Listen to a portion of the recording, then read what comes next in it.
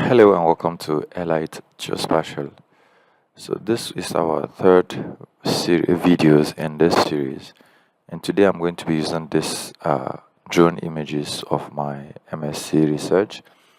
So this is 2 quarters that was captured. So I'm going to using this to process, but this software we're going to use is called Pix4D. So I have it launched already. So this is the software. It's Pix4D Enterprise. So this is how we're going to process this, and then at the end of the last video, which will be the fourth, we'll be comparing the two, and I will tell you my most recommended among these 4 softwares. So to start, you just click on, as you open, you just click on new project, because we want to start a new project, right? So you click on new project. Now in the new project, you need to create a name. So this is Katpoli Quarters in Kaduna. So that's the name of the project, and I'm going to browse it and put it in that folder containing the drone images. So I have it, I call it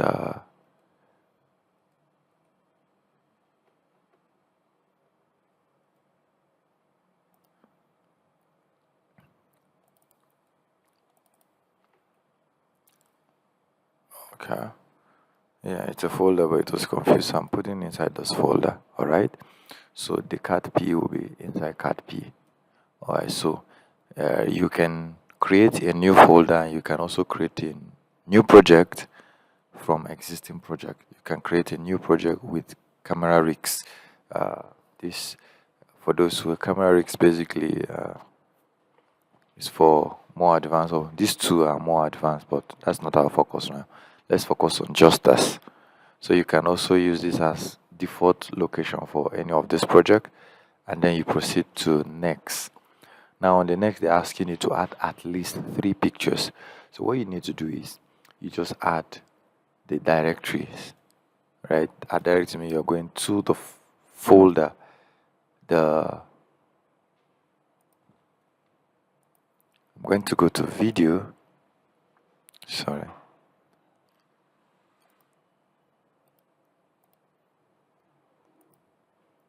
So videos, and then I'm going to add these directories because all the pictures are inside, and you see all the 179 pictures are inside. So I'm going to click on next. So it's going to read through all of it and bring them in. Now once it does that, it dictates your datum and all of that. So if you are not sure, you just click on here to check. You can see that it has dictated that it is WGS 1984, and you can see that here. So if you have a different coordinate system, you can do that. You can maybe change and all about. I'm okay with everything it does, so I'll just click on OK. So every other thing is okay. I'm going to go to next, and here I'm going to I'm leaving everything. It has identified the zone because Kaduna is in zone 32, right? So it has auto dictated it. So I'm going to go to next.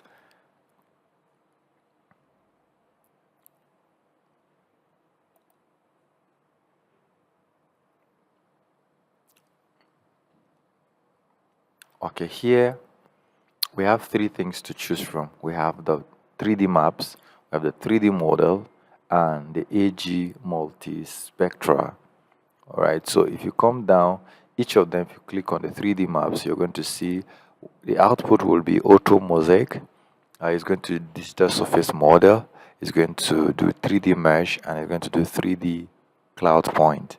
All right, so if you go to 3D model, you will see 3D mesh, cloud point, and all of that. So I'm going to go to 3D maps, and then don't check this start processing immediately, because once you take this, you will understand. So let's leave this on check for now and click on finish. So it's telling me, warning me that the current RAM is less than 4 gig available, so I should, but forget about that. So these are the 2 places containing this. All right, so now we have all of this ticked. So what we'll first do, we need to go to output status. Okay, so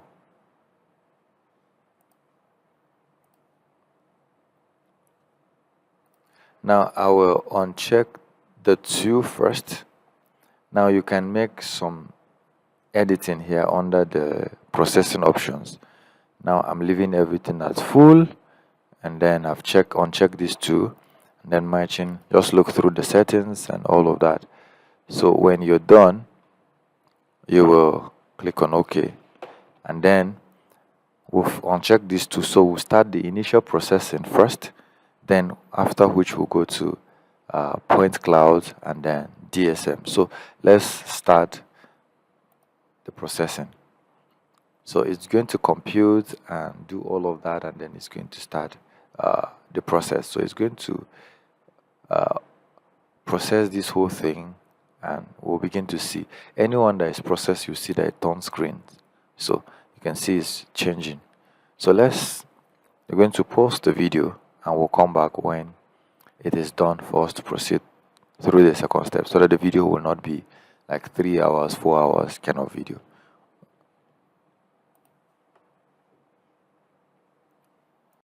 So you can see that it is done. So we can actually check this and allow it to do, but I want us to do it sequentially. So it's done. So I'm going to just uncheck this, and we're going to check for the second process. Then we click on start. So it will start. This second process is going to be creating the point cloud, and it's going to create the mesh. All right, so it's going to start generating from the cluster and proceeds to grouping them together. It's going to initialize all the cameras and all. So it's going to do that processing and all of that. So you look at the resulting from here. It has it's going to have 0 of 10. So which means we're going to have this repeated 1, 2, 3, 4 up to 10. This one like that, like that, like that. So you see, generated over how many points? You can see the points that is generating as a cluster point. I'm seeing up to more than 100,000 points here. So with that, by the time it takes this to the end, you see 1 of 9, then 10, then this will be 1 like that. So it's going to take a whole lot of process and to generate the point cloud, like a dense point cloud, then also the mesh. So when that is fully done, then we'll be having the next episode. So I'm going to pause this. So you expect that this will go to the end until this is 10 over 10 of the total. Then our result you can see that the resulting of the first version is creating. You can see it. So everything that is being created here is being shown. So we'll be able to initialize the process, and we are at point cloud and mesh. So I will come back when it's totally done and all of that. So anything you press here will also come by this side. All right, so you see the details and all of that, and then so usually each of the steps that finishes, you will see a quality report like this. So this quality report combine what has been done. Like, see, this is 3D texture mesh settings, so has a resolution, it's medium. Now the reason why it's finishing quite early, you see the time taken for it took 25 minutes according to what he's saying here. So the texture generation took 14 minutes and all of that. So these are some of the whole thing. So you can actually go to settings and increase, example, this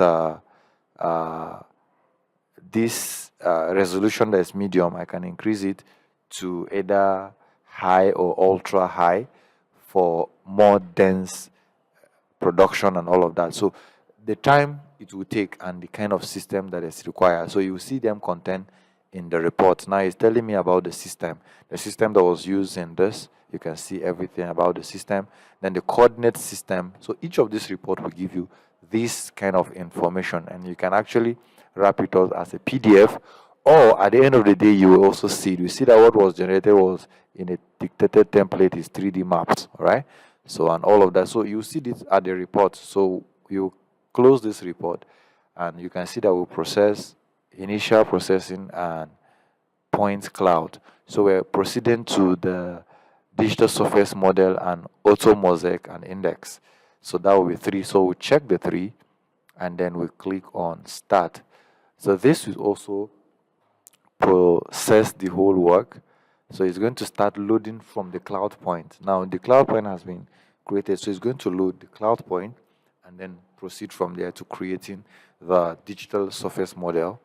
Then it will now create the orthomosaic and then to create their index, and then we'll still have reports at the end of the day. So if you look at here, you see that the image is already forming, and you can see them, each of them, like what they say, like an overlap. All right, so let's allow it to process, and then we will come back after it's done to finalize this video.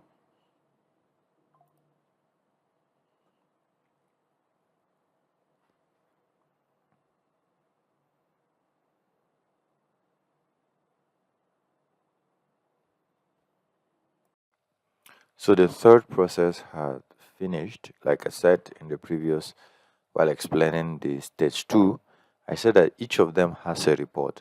Now it's called quality report. So it has reported all that has been done, the processing options. We have the DSM and the auto mosaic resolution. And these are the resolution. It's asking the filter here, it did some noise filtering. So all the things it does within the time of processing this data, it has it like this right from here, like the relative geolocation variance, the geolocation details, absolute geolocation variance, all of that. So you can go through the initial processing details, every single thing, the system, and all of that. So it has everything, the point cloud densification details. So it have a detailed report of all that has been done so far. So immediately, because you see that this checks automatically after it finished processing, it pops the result, because we checked that out. We checked that box from the very beginning. If we had not done that, it will not be popping up. So yeah, so we close this, and then we can see that the initial processing, point cloud, and all of that have all been done. So from the red, it has turned green. Okay, so all of this, you can decide to just generate reports separately. You can run point cloud classification. You can now do everything, can generate DTM.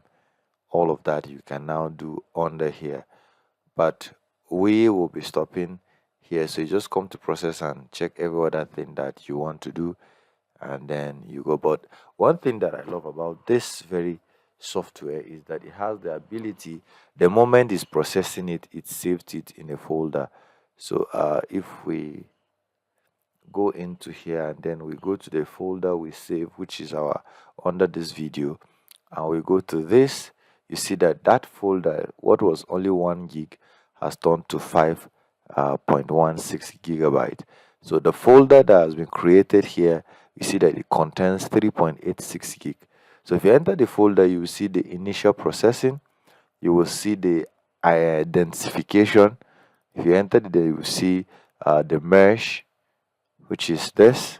You see the mesh, the texture, and then you see the point cloud. Okay, and you will see the project. This, I don't know what this is, but you see that everything here has a processing. If you enter the number 3, which is the thought, we see the DSM, you will see the mosaic, and you will see the project data. So basically, with this, you have all that you need from this processing. So I think that brings us to the end of this video. The last, which will be like a bonus, will be the comparative between the 3 of the software that we've used. So we're comparing the result we get from DroneDeploy and some of the difficulties and all of that we faced. Then that of the the Metashape Professional, and then this very one, Pix4D mapper. So we'll look at that in the fourth video and see how which one is recommended and why and all of that. So thank you for watching. Don't forget to like, share, comment, and subscribe. I'll see you in the next video.